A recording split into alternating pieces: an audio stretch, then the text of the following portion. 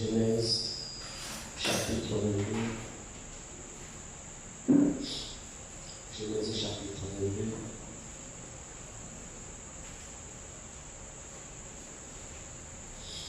Commençons la lecture au verset 15 de Genèse, chapitre 22. À partir du verset 15, lisons la parole du Seigneur.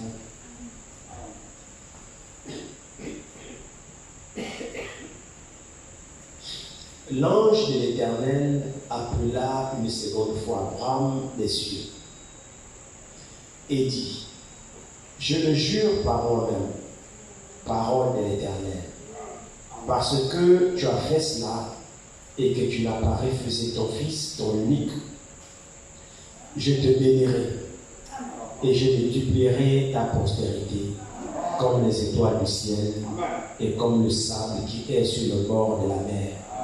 Et ta postérité possédera la porte de ses ennemis. Nous dans Hébreux chapitre 6.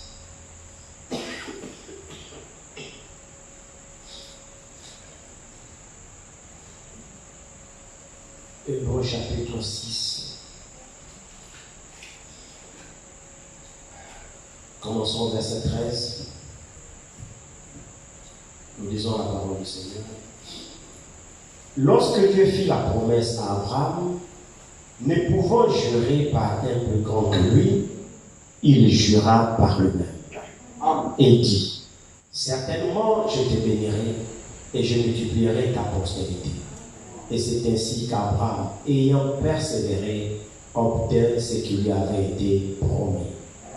Or, les hommes jurent par celui qui est plus grand qu'eux. Et le serment est une garantie qui met fin à tous leurs différends. C'est pourquoi Dieu voulant montrer avec plus d'évidence aux héritiers de la promesse l'immuabilité de sa résolution, intervint par un serment, afin que par deux choses immuables, dans lesquelles il est impossible que Dieu mente, nous trouvions un puissant encouragement, nous dont le seul refuge a été de saisir l'espérance qui nous était proposée. Que le Seigneur ajoute la bénédiction à l'étude de sa parole pour nous asseoir.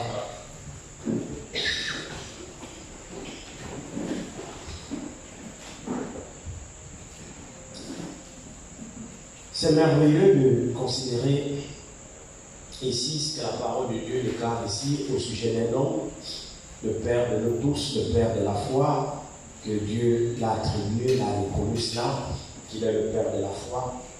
Et lorsque nous considérons effectivement la marche de cet homme appelé Abraham, comment il a pu être le Père de la foi, nous voyons simplement que Dieu lui a adressé la parole, et sur la base de la parole de Dieu, Abraham a cru.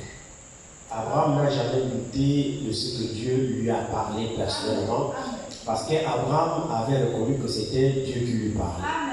Et pour Abraham, la parole de Dieu ne souffrait d'aucune contestation ou encore d'aucun doute.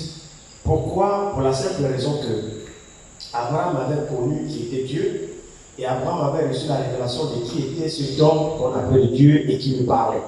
Et lorsqu'Abraham a réalisé que ce Dieu-là était El Shaddai, il était le Tout-Puissant, et il n'y a rien qui lui soit impossible, alors Abraham a pris comme absolu tout ce que ce Dieu-là lui disait.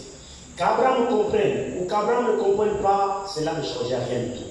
Pour Abraham, ce que ce texte-là lui disait était forcément vrai. Et pour Abraham, tout ce qui était contraire à ce que ce texte-là lui disait était faux. Voici la résolution d'Abraham. Qu'est-ce qui s'est passé? C'était une ferme conviction qui était dans le cœur d'Abraham.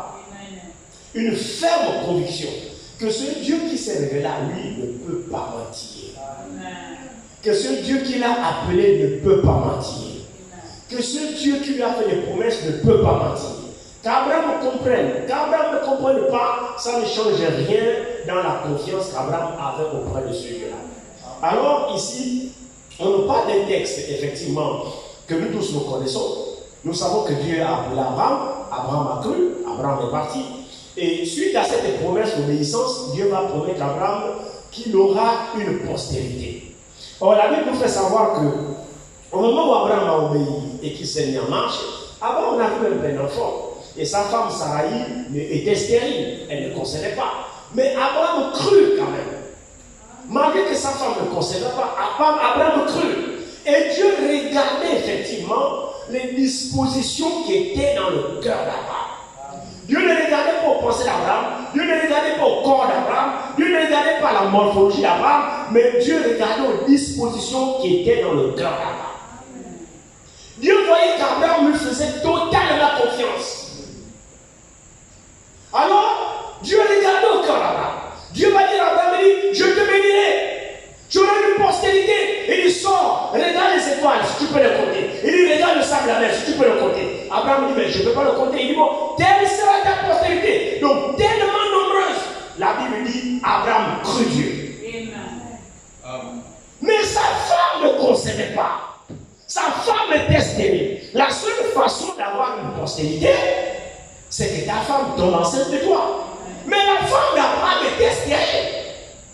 Donc scientifiquement, rien ne pouvait convaincre Abraham de croire à cette promesse. J'espère que vous suivez. Mais la Bible déclare qu'Abraham crut Dieu. À partir du moment où Dieu a dit à Abraham, il compte le sable de la mer, compte les étoiles, il dit, telle sera ta postérité. La Bible dit, Abraham crut. C'est-à-dire, Abraham a dit Amen. Abraham a eu confiance qu'il en sera ainsi. Comment Abraham ne sait pas. Mais ce qu'Abraham sait, c'est qu'il en sera ainsi. Et c'est ça ce que Dieu a aimé dans Abraham. C'est cette chose-là que Dieu a aimé dans Abraham. C'est quoi cette chose-là? On appelle cette chose-là la foi. On appelle cette chose-là la confiance. C'est ça là qui fait que toi et moi aussi, nous serons agréables à Dieu. C'est ça là qui fera que toi et moi aussi, Dieu traite avec nous. C'est cette chose-là qui fera en sorte que nous soyons aussi appelés amis de Dieu. Nous faisons aussi des exploits de Dieu. Cette petite chose à 3 lettres. Ça là. C'est pas la connaissance de tous les mystères. C'est ça la 3 lettres, F-O-I. Foi. Qu'est-ce que c'est? La ferme confiance dans tout ce que Dieu nous promet.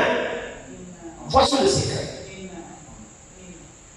Que tu comprennes, que tu ne comprennes pas, la foi ne tient pas compte de ce que tu comprennes ou pas. La foi prend appui sur la parole de Dieu. Ton problème et mon problème, c'est de se rassurer. Est-ce que ça là, c'est Dieu qui l'a dit? Si c'est oui, tu dis Amen. Ne raisonne pas, n'explique pas, parce que tu ne comprendras pas. Frère Bonhomme rend témoignage d'un frère de couleur, qui ne savait pas lire. Il s'appelait Moïse. Il ne savait pas lire. Alors, l'histoire raconte que Moïse, là, il ne savait pas lire. Il tenait toujours une Bible dans sa main. Partout où il marchait, il avait toujours la Bible sous ses aisselles. Il ne pouvait pas se déplacer sans sa Bible. Il ne pouvait pas. Alors, on lui a posé la question.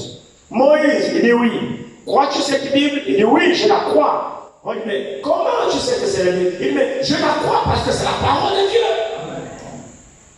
Il dit, ah bon, tu crois? Oui, je crois que c'est la parole de Dieu. Il dit, mais je crois même à la couverture.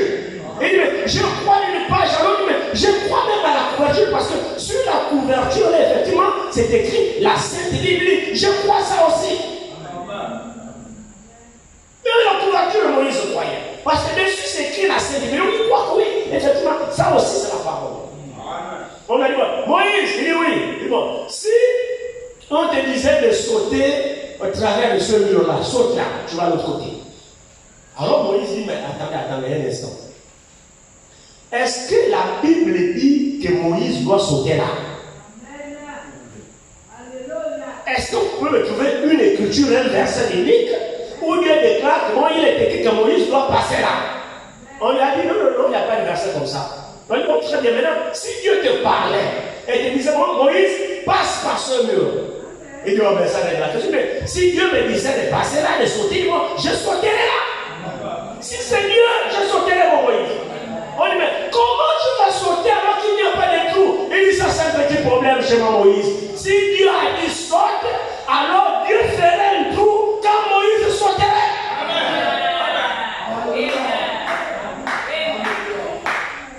Il dit, si c'est Dieu, c'est pas comme ça. Ça règle la question. Si ça vient de Dieu, il n'y a pas de problème. Si c'est Dieu qui me dit saute, ah, mon frère, que même je déclare qu'il n'y a pas de trou, ça c'est pas le problème de la vue. Ce que Dieu déclare ne dépend pas de ce que tu vois. Jette-toi simplement, ne te pose pas de questions. Si ça vient de Dieu faire, au moment où tu te jettes, il y a des jets. Quand tu vois seulement de l'autre côté. Quand est-ce qu'il a fait un trou, je ne connais pas. Mais l'obéissance, qu'est-ce que je veux dire? L'obéissance à ce que Dieu déclare, c'est le secret de notre prospérité.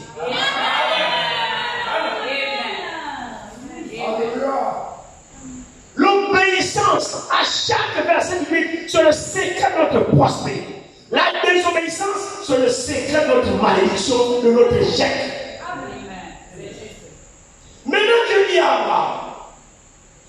Alors, Abraham a cru. Abraham ne se posait pas les questions que sa femme soit stérile ou pas, ce n'est pas son problème. Le problème d'Abraham, c'est que Dieu a déclaré. Abraham a cru. Et Abraham a continué à marcher, à circuler, sans se poser des questions. Si ce soir, on peut le réaliser. Amen. Mon frère, ma soeur, la vie dans laquelle nous sommes, le monde dans lequel nous sommes, la réalité dans laquelle nous sommes, n'a rien à voir avec ce que Dieu déclare. Nous vivons dans une réalité contraire à ce que Dieu déclare. Mais la réalité dans laquelle tu es n'a rien à voir avec ce que Dieu déclare. Donc ta foi n'est pas basée sur ce que tu vois ou sur ce que tu vis. Ta foi est basée sur ce que Dieu a dit. Le vainqueur de son temps, c'est celui qui conserve seulement ce que Dieu dit. Pas ce que tu vis. Non, ce que tu vis est passager. Ce que Dieu déclare est éternel. Donc la foi regarde seulement ce que Dieu dit. Oh, certainement c'est contraire à ce que tu vois. Oui, c'est généralement contraire à ce que tu vois. C'est pourquoi l'Écriture dit, nous ne marchons pas par la vue, mais nous marchons par la foi. Marcher selon Dieu, bien sûr. Pas marcher selon le monde. Marcher selon Dieu, c'est par la foi, pas par la vue. Parce que la vue nous montre des choses forcément contraires à la parole. Et tous ceux qui ont réussi avec Dieu ont dû mépriser ce que leurs yeux leur montraient. Tous les héros de la foi qui ont été agréables à Dieu ont dû ne pas considérer ce que leurs yeux déclaraient. Que pensez-vous que David pouvait faire avec Goliath? Si David considérait ce que ses yeux montraient, soyons honnêtes, David devait se présenter devant Goliath. Non. Parce que les yeux montrent que c'est un adversaire de taille. Et la Bible dit tout Israël, en dépit de leur formation, les généraux, les capitaines, tout cela, personne n'était assez fort pour affronter Goliath. Goliath ne voulait pas tuer tout le monde à la guerre, on s'entretue. Non. Les Philistins, les champions, c'était Goliath. Dans le cas des Philistins, personne ne pouvait vaincre Goliath. Goliath était leur champion. Alors Goliath, c'est pas la peine qu'on s'entretue, il y aura beaucoup de cadavres, c'est pas nécessaire. Épargnons les vies de notre peuple. Chez moi, c'est moi le champion. Que Israël sorte aussi le champion. Comme ça, c'est un combat qui se résout entre les personnes. Le vainqueur sera le vainqueur de chaque camp. Et chaque camp lui sera sonné. Moi, je suis Goliath, je suis candidat pour chez moi. Sortez le vôtre. Zéro. Tous les généraux, en dépit de leur formation, dès que Goliath sort, on voit comment il est géant. Costaud, tout le monde se cache. Goliath lance des filles, il les insulte. Il parle comme ça, mais non. Vous n'êtes pas capable d'affronter votre Dieu, il est où? Tous tremblaient. devant Goliath. Pourquoi? Il voyait les yeux. Les yeux montraient que lui, c'est un géant, un homme de guerre. On ne peut pas. Pendant 40 jours, Goliath lançait défi à l'armée d'Israël. Aucun n'était assez courageux. Et pourtant, Israël savait qu'ils avaient Dieu. Je ne sais pas si l'église avait compris. Israël savait, théoriquement, intellectuellement, qu'ils sont le peuple de Dieu. Mon frère, cette connaissance-là n'était pas.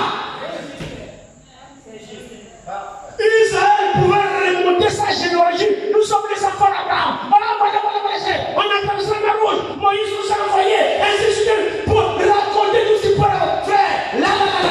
C'est plus le Dieu de Moïse. C'est plus, il ne s'agit pas de Moïse au passé. Là, il y a un épouvantail Goliath.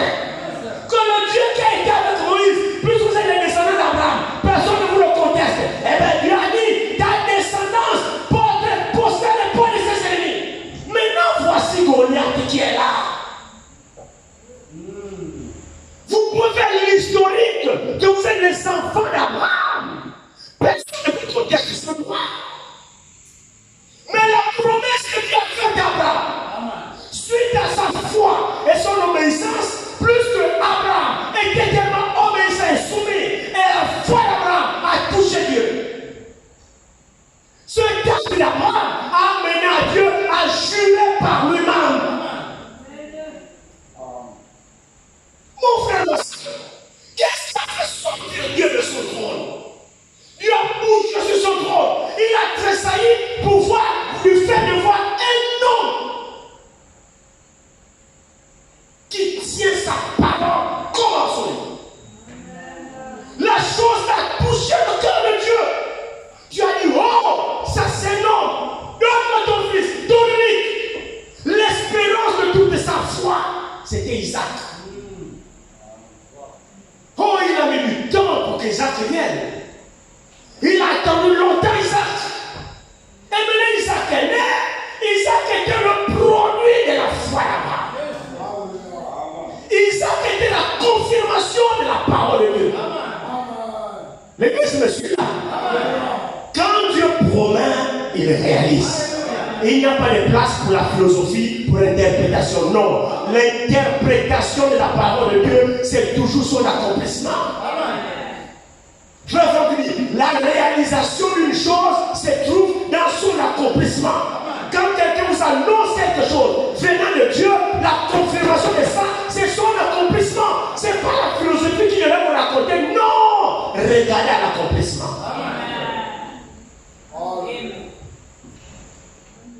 Isaac était l'accomplissement de la promesse de Dieu et Isaac était le résultat de la foi d'Abraham. Amen. Et maintenant Isaac naît, la foi d'Abraham était à son comble. Dieu vient, il dit Abraham, il dit non voici, il dit donne-le-moi. J'ai besoin de lui. Va me le sacrifier, la loi, moi je t'indiquerai. Abraham ne se pose pas de questions. Il prend son fils, il charge le bois, il prend le feu, il part. L'enfant était instruit dans les choses de Dieu. Arrivé à un moment, l'enfant pose la question. Mon père, il dit oui mon fils. Il dit tu m'as élevé dans les affaires de Dieu. Chaque fois quand on fait des sacrifices, on va sacrifier, adorer, on a toujours un agneau pour le sacrifice. Mais là, on va déjà, il y a le bois, il y a le feu, très bien, mais il manque l'agneau. On a toujours eu un agneau quand on part adorer, papa. Qu'est-ce qui ne va pas? Il dit non, mon fils, Dieu donne ce pouvoir. Allons ça. Amen. Amen. Oh, Isaac était obéissant à son père. Amen. Avait-il compris ça? Non. Quand Dieu dit, Dieu lui-même, son père, Dieu lui-même se pourvoira. Isaac a compris ce que ça veut dire? Non. Abraham a cru à son père. Isaac a cru à son père. Ne voyez-vous pas l'obéissance? Amen. Il a posé la question, mais souvent, il y a le bois, le feu, l'agneau. Là, maintenant, on va le sacrifice. Il dit non, il ne veut pas se pouvoir. Il dit, ok, papa. Il a marché. Oh, mais Dieu va se pouvoir comment? Non, pas là, vous, Dieu maintenant, papa, c'est pour avoir bien. Là, moi, je ne te comprends plus. Dieu va se pouvoir comment? Et ça qui a fait les débats avec son père? Non. Non. Nous, on discute trop. On discute tout. On discute trop. Parce qu'on n'obéit pas. En fait, on a des difficultés pour obéir. Nous, de notre côté, pour que nous puissions obéir, on doit d'abord vous convaincre. C'est ça notre problème. Il faut qu'on vous explique par beaucoup de français, qu'on vous convainque. On doit en fait vous satisfaire. Ah, ok, d'accord, frère, là je comprends. Ok, là maintenant je comprends. Ok, donc là, ok, là, pas ça, avant je ne comprenais pas. Donc, c'est comme ça que nous sommes. Nous voulons nous soumettre après avoir compris. Là, c'est plus l'obéissance. L'obéissance, selon Dieu, quand Dieu parle, que tu comprends ou pas, Amen. C'est ça l'obéissance des commandements. Pensez-vous que lorsque Dieu vient dire à Abraham, va me le donner, Dieu a donné des explications à Abraham.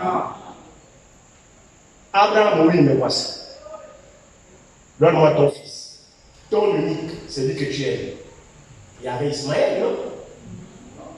Il avait déjà Ismaël, né d'Agar. Ismaël était un fils de l'incrédulité. Ce n'était pas le fils de la promesse. Donc les musulmans que vous voyez là, ils sont nés par l'incrédulité. Ce ne sont pas les enfants d'Abraham par la promesse. C'est pourquoi lui a dit, seront comme des ânes sauvages. Têtus, c'est ce qu'ils sont. C'est écrit dans la Bible. Je sais que c'est dans les réseaux sociaux. S'ils veulent discuter, ils n'ont qu'à discuter avec la Bible.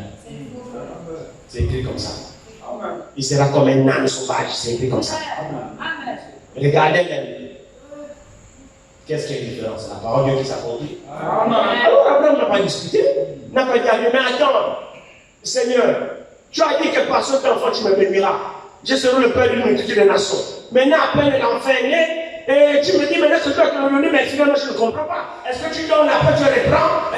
Vous voyez un peu comment nous aimons toujours raisonner. Là, quand tu vois comme ça, c'est qu'il ne veut pas obéir. Il ne veut pas obéir. Il commence à raisonner, à discuter, à faufiler, tout ça là. Non, on comprend, c'est l'incrédulité. L'obéissance ne se pose pas de questions. Amen. L'obéissance obéit simplement. Le reste, Dieu, vous savez, c'est comme à l'armée. Je parle sur le contrôle de mon frère Anissa. À l'armée, là-bas, c'est l'obéissance. Tu exécutes d'abord un ordre et on t'explique plus tard. Soldat, tire, tue. Soldat prend pile de gain l'arme, boum, le tue. C'est après maintenant qu'on va lui dire pourquoi tu as tué. Mais le soldat dit, oh, moi général, pourquoi tu veux que je tue? Non! L'arme c'est l'exécution. Si tu ne fais pas ce temps qu'on tue. Dieu, c'est la soumission et l'obéissance. C'est le secret des marches avec lui. Abraham, donne-le-moi. Abraham a pris l'enfant, ils sont allés. L'enfant a posé la question, Dieu, Abraham lui a donné la réponse qui lui est venue par l'inspiration. Dieu lui-même c'est pour voir. Isaac n'a pas compris et il n'a pas posé de questions. Il a continué la marche avec son père. Ils arrivent au lieu indiqué. Ils déposent le bois. Ils montent l'autel. L'enfant l'aide à monter l'autel. Dès qu'ils finissent, alors le gibier maintenant il va pouvoir comment? Le gibier maintenant c'est son fils. Il attrape l'enfant et commence à le ligoter. Bon, dans ma Bible, je ne vois pas un verset où on dit que Isaac a commencé à discuter avec son père ou bien a commencé à crier au secours parce qu'ils avaient laissé les serviteurs quelque part. Abraham a dit aux serviteurs, attendez-nous ici. Moi je vais avec mon fils là-haut, adorer, nous reviendrons. Donc c'est sûr que si l'enfant pouvait crier, les serviteurs qu'ils ont abandonnés quelque part pouvaient entendre. L'Écriture ne dit pas qu'Isaac a crié, au secours, papa, assassin. Il s'est laissé ligoter. Nous montrons quoi? La soumission et l'obéissance. Comprenait-il ce que son père faisait? Non. Que Dieu nous aide. Amen. Le problème, c'est que je ne sais pas si nous avons affaire au même Dieu, je ne sais pas. Ou bien peut-être ce Dieu l'a changé. son père, quand son père était en train de le ligoter, qu'est-ce qui a bien pu se passer dans l'esprit du petit garçon? Rien. Il s'est laissé ligoter par son père. Il a caché les pieds. Il prenait des ponts sur l'hôtel. L'enfer ne bouge pas. Il sort de la tête. L'enfer ne bouge pas. Le pauvre peut-être qu'il a fermé les yeux. Oh, c'est la mort. J'en sais rien. Mais l'enfer était soumis à son père. Abraham lève la main, frère. Abraham ne jouait pas. Il savait que la voix qui lui a parlé, c'est la même voix qui lui a dit quitte ton pays, quitte ta patrie. Va dans le pays comme moi je te montrerai. Abraham a identifié cette voix. Et jusque-là, c'était toujours la même voix qui le conduisait. Le problème là-bas, c'est qu'il doit obéir à n'importe quoi. Non, le problème là-bas, c'est d'identifier la voix qui le parle. Et comme Abraham était accoutumé à cette voix, il savait déjà la voix de Dieu. C'est comme je dis, mes brebis entendent ma voix, entendent ma parole, la reconnaissent et la suivent. Donc tous les enfants de Dieu sont équipés du même fils. Tous les prédestinés de Dieu, à l'intérieur d'eux, reconnaissent la voix de Dieu. Dieu parle à sa fille, à son fils, à l'intérieur là-bas. Vous savez que c'est vrai ce que j'ai dit. Mais la particularité, c'est que la fille de Dieu ou le fils de Dieu identifie la voix de son père et se soumet. Parce que Dieu ne ment pas. Dieu ne se trompe pas. Dieu est lié à ce qu'il a dit. Notre obéissance ne dépend pas de notre compréhension. Notre obéissance dépend de notre foi, de la confiance que nous avons dans ce Dieu-là qui nous parle. La capacité de dire que Dieu a toujours raison. Il n'a jamais tort. Il ne se trompe jamais. Il ne commet pas d'erreur. C'est pourquoi Dieu, il est digne de confiance, même aveuglement. Amen. Le passage d'introduction. Notre frère se dit, mes pensées ne sont pas vos pensées. Et vos voix ne sont pas mes voix. Ma parole ne sort par moi et retournée sans avoir accompli le dessein pour lequel je l'ai fait sortir. Et de même que la rosée tombe sur la terre, elle ne retourne pas sans avoir fait germer, produire les plantes arrosées, verdir, tout ça. Et il allait de même de ma parole, moi Dieu. Lorsqu'elle sort de ma bouche, quand je l'ai laissé échapper, soyez-en sûrs que c'est pour un but. La parole de Dieu ne restera jamais près de lui. Mais sauf qu'elle n'agira que dans le cas de ceux qui croient. Si vous ne croyez pas, il n'y aura rien. Si vous croyez, vous verrez. Mais c'est ce que Jésus a dit, non? Celui qui croit verra la gloire de Dieu. Celui qui ne croit pas, et c'est sûr, il ne verra pas. Donc si nous ne voyons pas la gloire de Dieu dans notre vie, c'est parce que nous ne croyons pas. Sachant de leur raison la parole de Dieu. Abraham a identifié que c'est Dieu qui me parle. Et quand ce Dieu me parle, il sait de quoi il parle. S'il m'a demandé ce fils, de toutes les façons, je l'ai eu de lui. Alors comment c'est que vient de Dieu? Et Dieu m'a dit, moi, je ne suis même pas capable de donner à Dieu ce qui vient de Dieu. Comment je peux être avare avec celui qui m'a donné? Quelqu'un te donne, mais la personne qui t'a donné dit, attendez, donne-moi.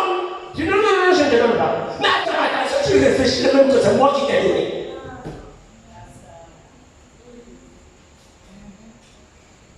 Quelqu'un te donne. Il dit, donne-moi. Non, c'est pour moi, je ne te donne pas. Oh. Donc, après là, tu peux oublier que même ce que tu as là, c'est moi qui t'ai donné.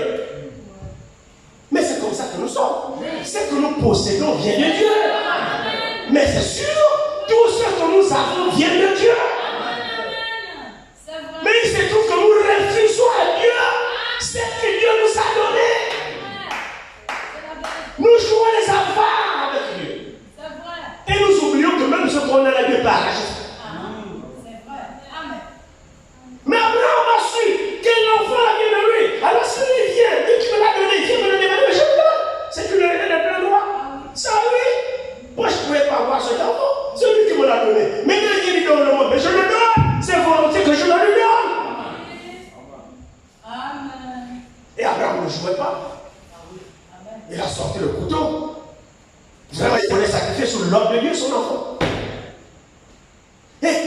était là, il observait la chose. Dieu observait la chose. Remarquez, frère, que depuis tout ce temps-là, Dieu a fait des promesses à Abraham. Et Abraham obéissait. Dieu lui parlait. Abraham obéissait. Dieu parlait. Abraham obéissait. Jusqu'à ce niveau-là, pendant que Dieu marchait avec Abraham, à aucun moment Dieu n'a juré. C'est pour vous montrer effectivement l'importance de l'acte qu'Abraham a posé et l'importance du serment de Dieu sur Abraham, sur ce caractère.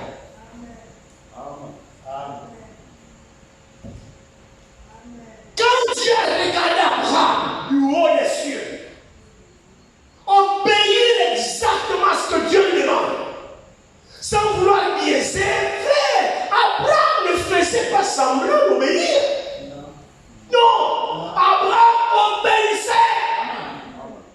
Comprendre ou pas, non, Abraham, Dieu a dit, je fais. C'était comme ça la foi d'Abraham. C'était comme ça la vie d'Abraham. Abraham a pris la résolution que ma vie là ici va sur la terre, est basée sur ce que Dieu me dira. Dès que Dieu me dit, va gauche, je partirai. Si Dieu me dit stop, je m'arrêterai. C'est ça la résolution d'Abraham dans sa marche. Amen. Et c'est ce qu'il a fait. Dieu dit, Abraham, dit, il y a encore toi, me voici. Et il n'approche pas ta main. Laisse. Amen. C'est touchant. C'est très touchant. Comment un homme peut-il faire réagir Dieu d'une certaine manière, de cette façon? Comment un mortel peut toucher le cœur de Dieu? Comment un mortel peut bousculer Dieu jusqu'à ce niveau? À tel enseigne, il a même à faire jurer Dieu. Réalisez ça, frères et sœurs. Abraham a touché le cœur de Dieu. Abraham a bousculé Dieu. Abraham a secoué Dieu. Dieu était dépassé par la détermination de l'homme basée sur ce que Dieu lui demande de faire.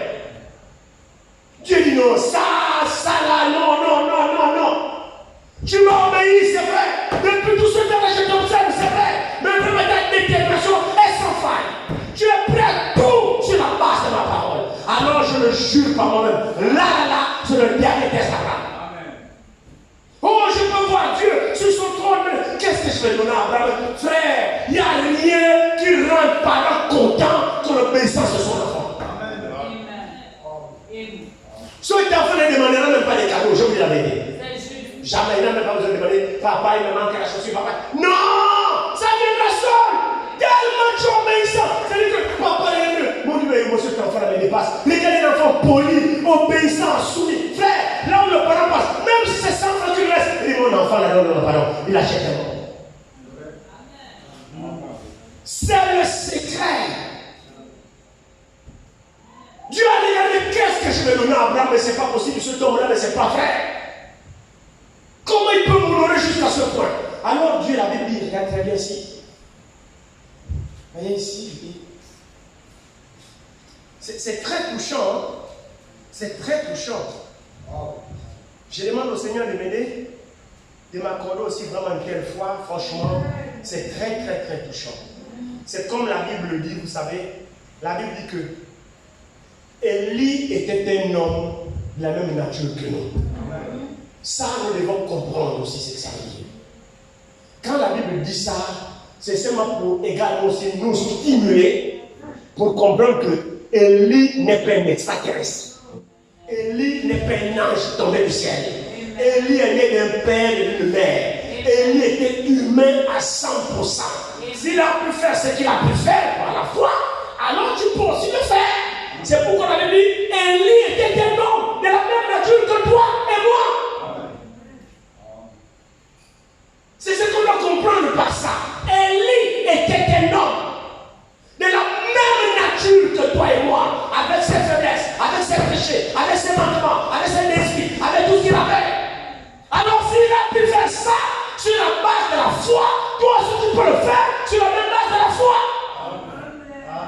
Donc Élie n'était pas un extraterrestre. Oh, il a fermé le ciel 200, 300, ainsi de suite. Et puis il a prié la prière. Non, il n'était pas un extraterrestre. La Bible veut dire par ce passage que toi aussi tu peux le faire. Parce qu'Élie avait la même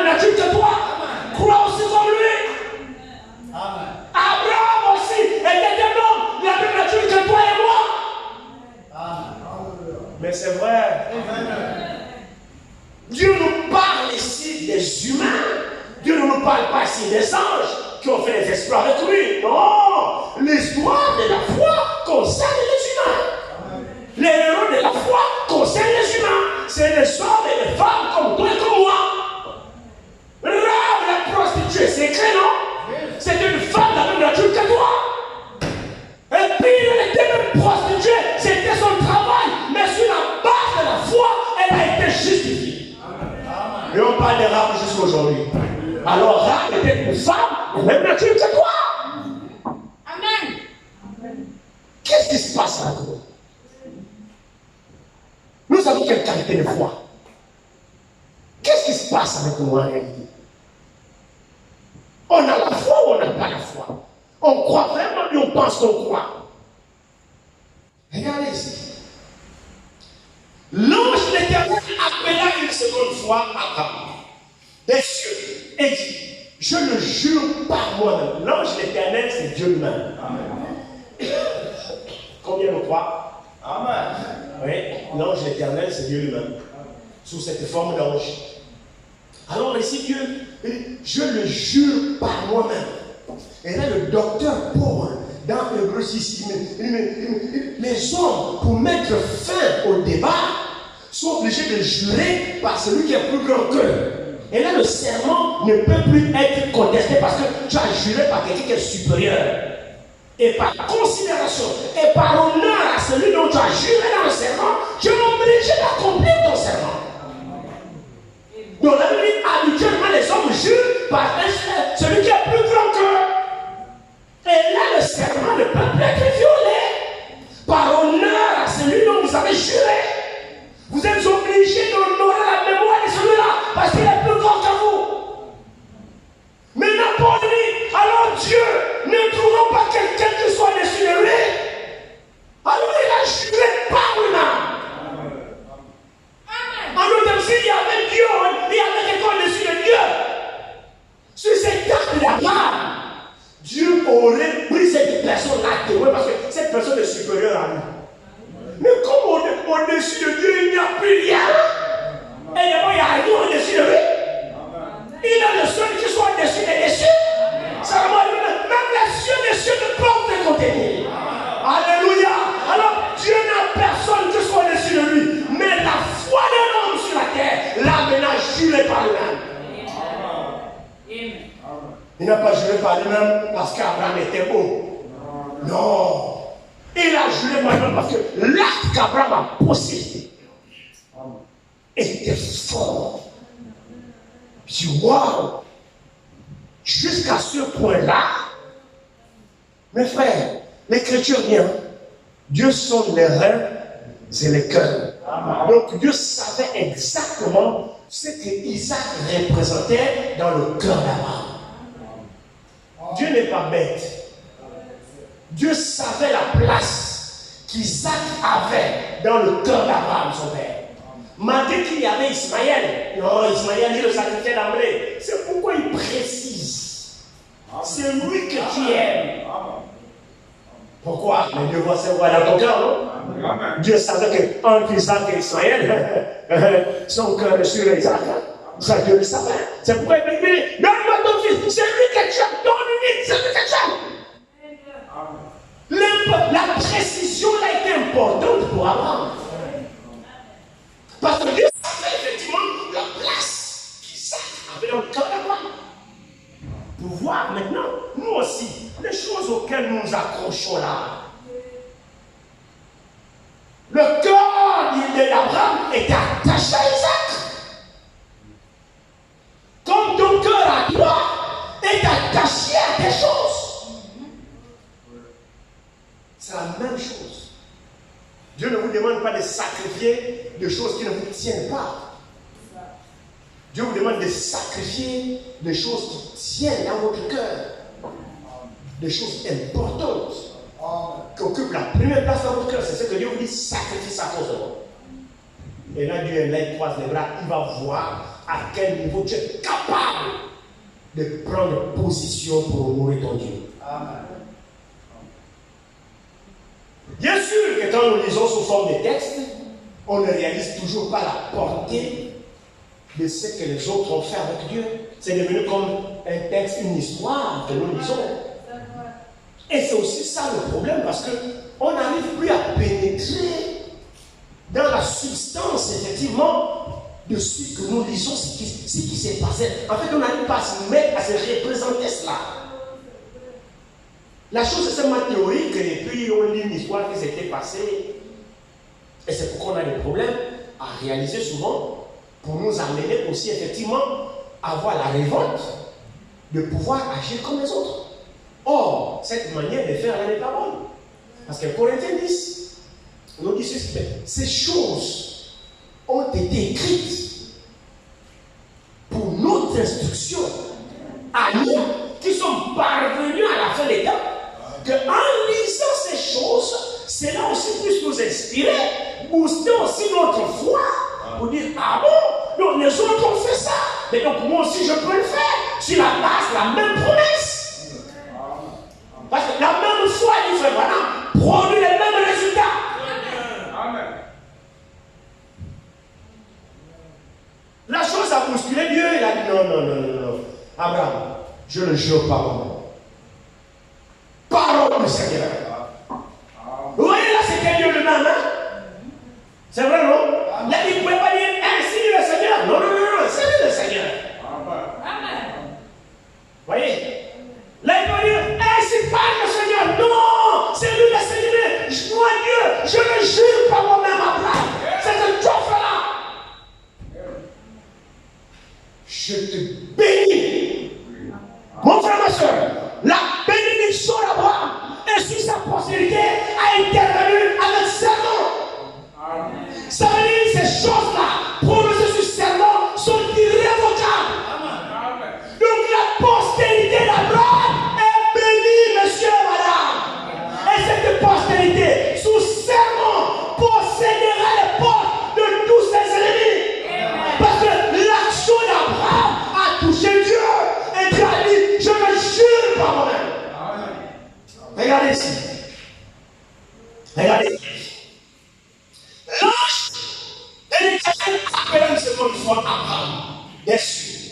Et je me jure par moi-même. Parole de l'Éternel. Parce que tu as fait cela, quoi?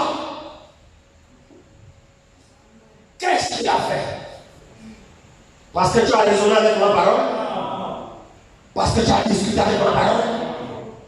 Parce que tu as joué de malin et de philo avec ma parole? Non. Parce que tu as obéi à ma parole. Tu as exécuté exactement ce que je t'ai dit, de la manière dont je te l'ai dit. Il dit,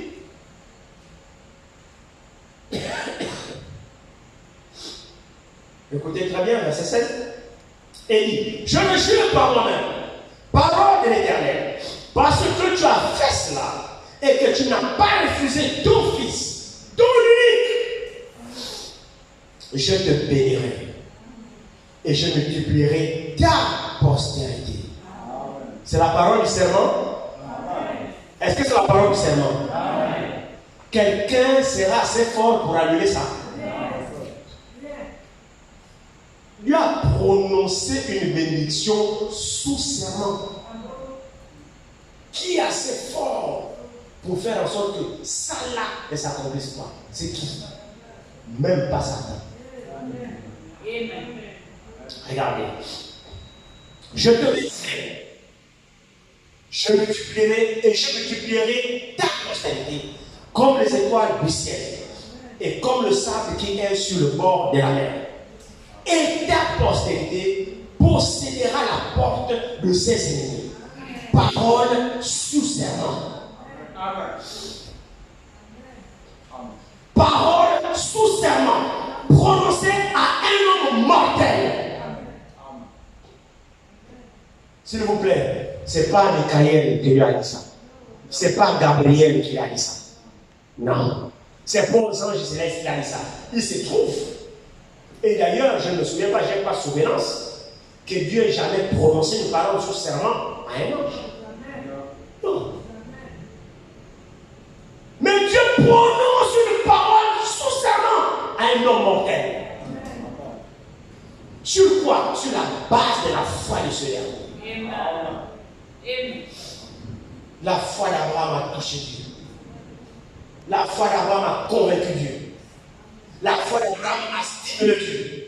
La foi d'Abraham a fait réagir Dieu. Autant Dieu est obligé de jurer par lui-même, s'il vous plaît, que l'Esprit de nous fasse pénétrer ça. C'est tellement fort cette déclaration. Alors la sémence d'Abraham est forcément bénie. La sémence d'Abraham ne sera jamais vaincue par l'ennemi.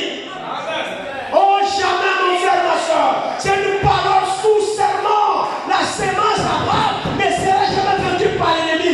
Oh, il dit, ta sémence, ta postérité possédera la porte de ses ennemis. Parole sous serment. Qui peut dire non? Mais cette sémence, c'est Jésus-Christ. Le Fils foi d'Abraham. Le Fils promis par serment, c'est le Seigneur Jésus-Christ. Il est le Fils d'Abraham. Alléluia. Et par le Fils d'Abraham qui a possédé les portes de ses ennemis, Jésus a possédé les portes de ses ennemis. Il a possédé la porte de la mort et du séjour des morts. C'est lui-là l'ennemi à vaincre. Alléluia. La sémence naturelle, l'ennemi a possédé sa porte. Mais la sémence spirituelle d'Abraham, qui est Jésus-Christ, a possédé les portes de ses ennemis jusqu'à ce soir. Cette sémence ne peut pas la vaincre. Personne. C'est pourquoi par Jésus-Christ, nous sommes aussi fils d'Abraham. De la foi qui était dans Abraham, c'est cette foi qui est dans Jésus-Christ. Et c'est cette foi qui a été transmise au sein une fois pour toutes. Si tu reçois cette foi, alors tu posséderas le pas de tes ennemis. Parole sous serment. Cette parole est valable ce soir. Vous voyez pourquoi c'est important de recevoir Christ. Mais cette parole est d'actualité. Oui, monsieur.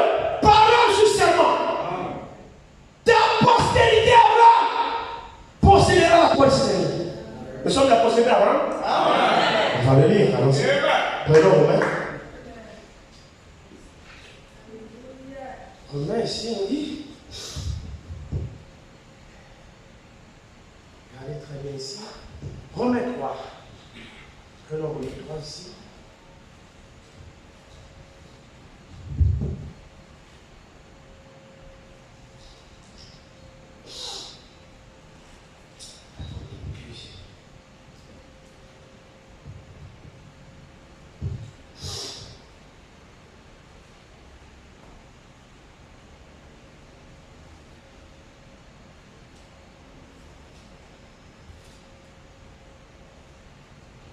Romains 4, hein? C'est Romains 3, Romains 4. On va voir ça ici. Romains 4. Regardons ici ce qui est écrit ici. Il dit, Romains 4, on va commencer.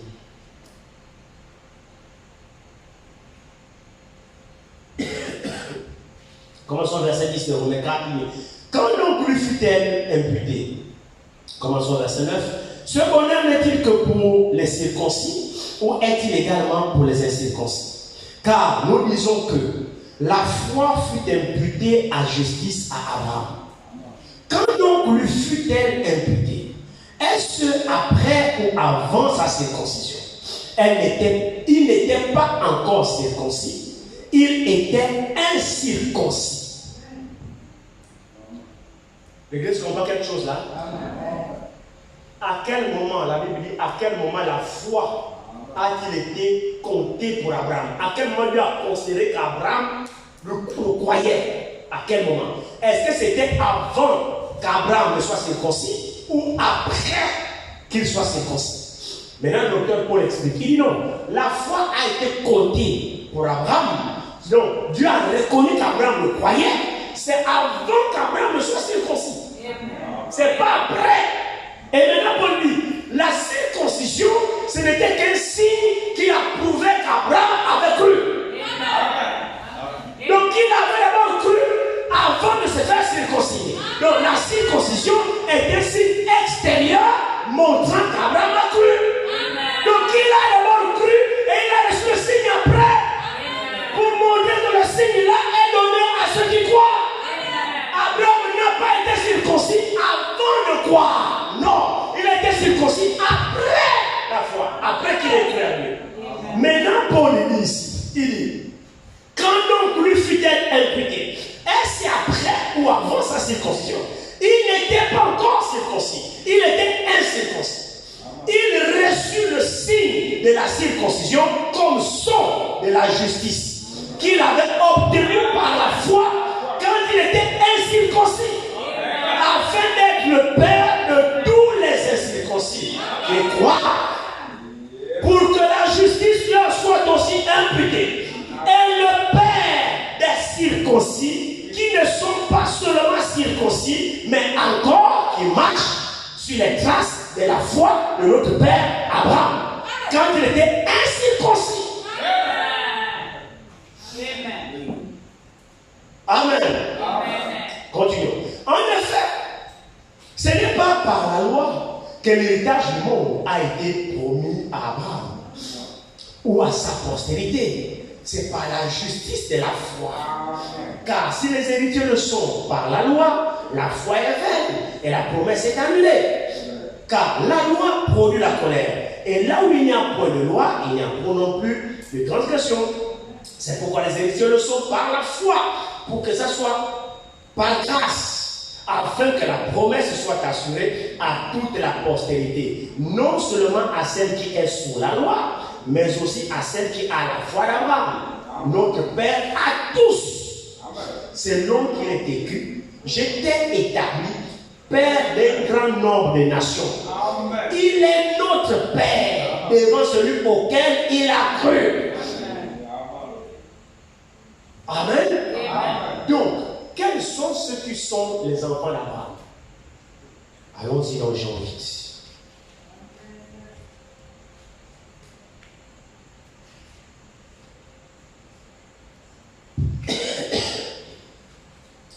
Regardez ici, je pense que c'est Jean 8.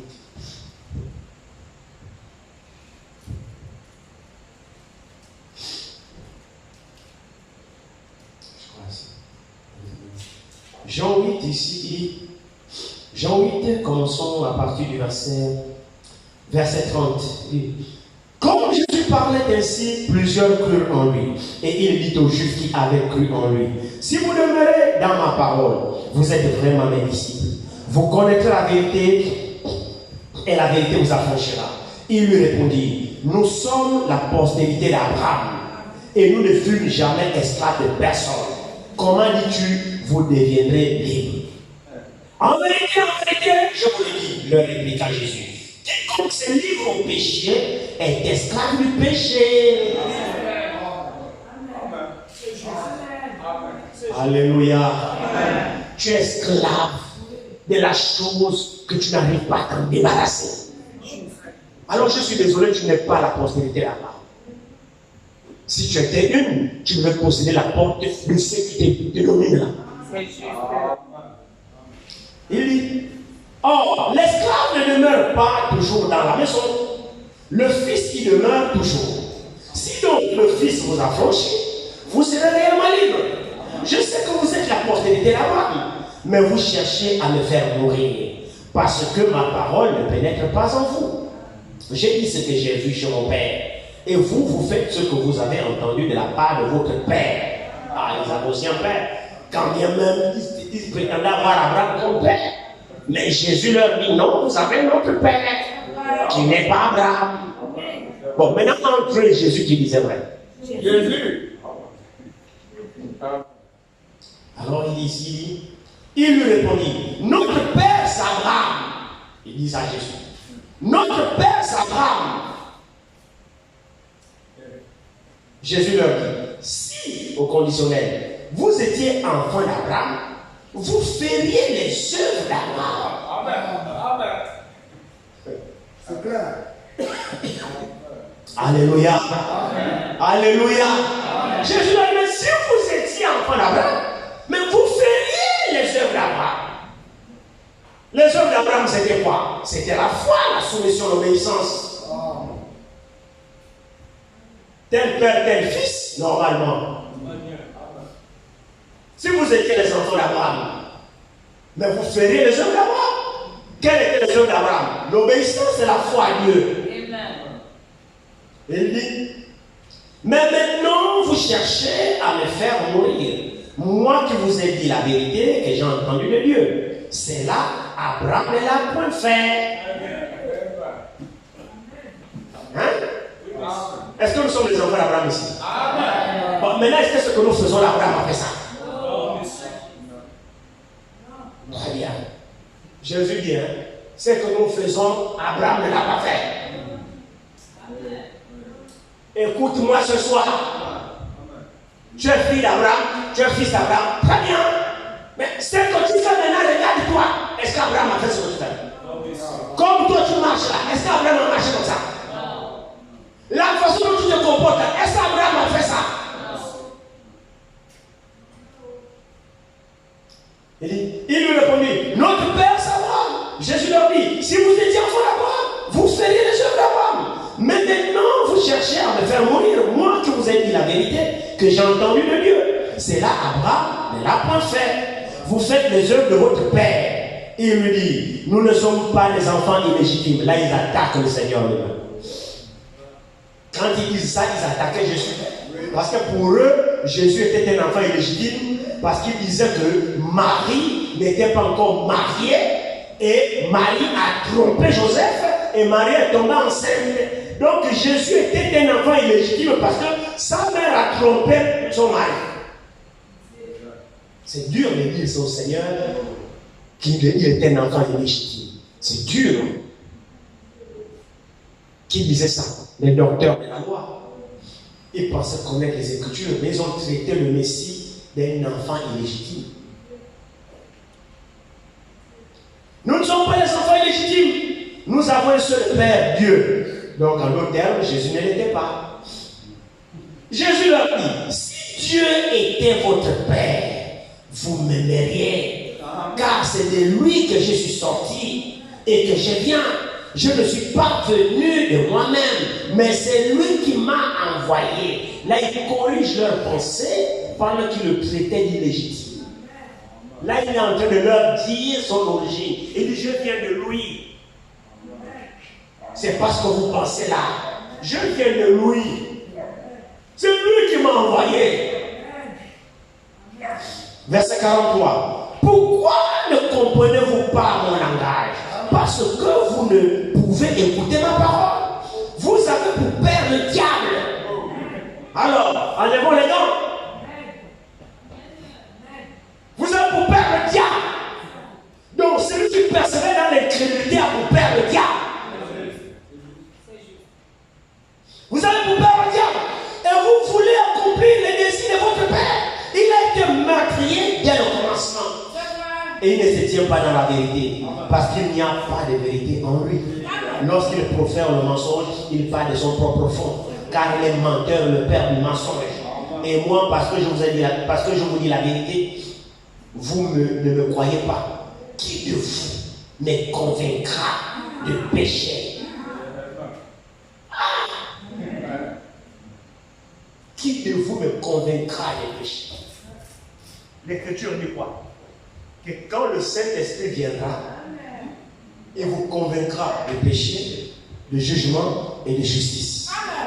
Maintenant, Jésus dit, qui de vous me convaincra de péché? En d'autres termes, qui de vous peut me forcer à désobéir à un seul iota de la parole?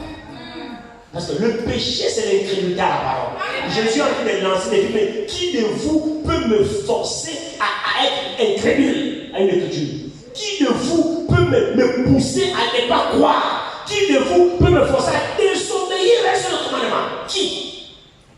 Qui peut me convaincre de péché? Parlez-vous, qui? Vous ne pouvez pas. Parce que je suis moi-même la vérité.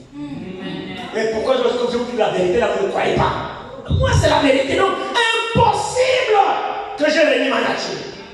Vous n'y arriverez pas. Même votre incrédulité n'est pas incrédule pour m'amener à renier la vérité. Parce que tout mon être entier est m'empêcher de manifester ce que je suis. Mais c'est ce qu'il dit ici. Je ne fais que le rendre un peu plus clair, pour qu'on puisse comprendre. Il dit, qui de vous me convaincra des péchés? Si je dis la vérité, pourquoi ne me croyez-vous pas? Maintenant, il dit ici que c'est lui qui est de Dieu. Écoute les paroles de Dieu. Vous n'écoutez pas parce que vous n'êtes pas de Dieu. Ah, c'est clair, hein? Alors, ils se sont.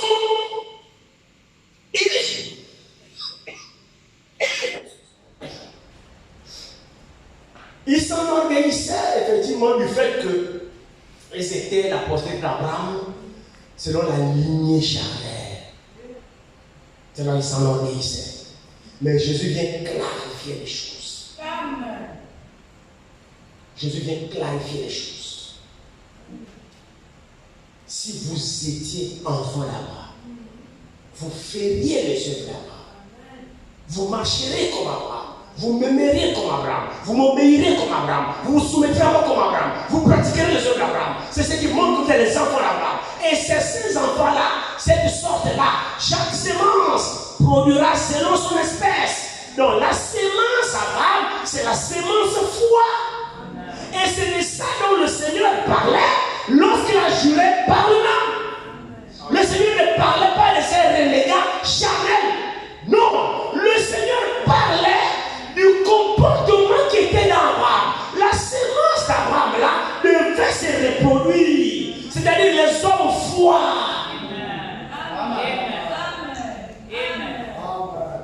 C'est cela dont la bénédiction repose sur nous ce soir par serment. Je crois que l'Église a de gloire. Jusqu'à ce soir, c'est sur cela que la bénédiction que Dieu a juré sur serment se repose ce soir. Ceux-là ne seront jamais maudits. Et personne ne peut mourir. Oh frère, ne sont jamais la vie. C'est cela que Jésus a dit. Les portes du séjour de mort ne pourront jamais vaincre mon église. C'est la postérité foi, la sémence foi d'Abraham. La sémence là, elle est vivante. Vous les reconnaîtrez à leurs fruits. La même détermination d'Abraham est sur eux. Mon frère, ma soeur, Abraham a des fils, Abraham a des filles. C'est la sémence foi qui marche sur le Père. Et moi ce soir, je peux dire, je suis fils d'Abraham. Et quand Dieu a juré, je le jure par moi-même, ta postérité, postérité pas de ses ennemis, c'est moi ici.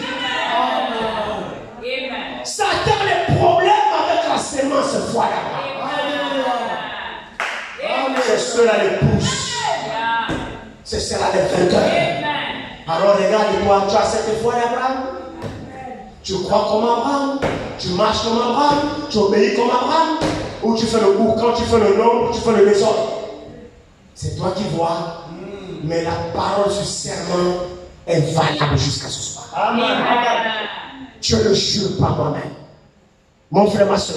Et quand Dieu jure, c'est irrévocable. Ces enfants-là, laissez-moi vous annoncer qu'ils sont vivants. Amen. Sur la terre. Amen. Ils sont présents. Amen. Et ce sont eux que Jésus vient chercher. Amen. Et ce sont eux pour eux que Dieu envoie les ministères. C'est pour eux que la parole est prêchée. La parole est à la recherche de la sémence foi.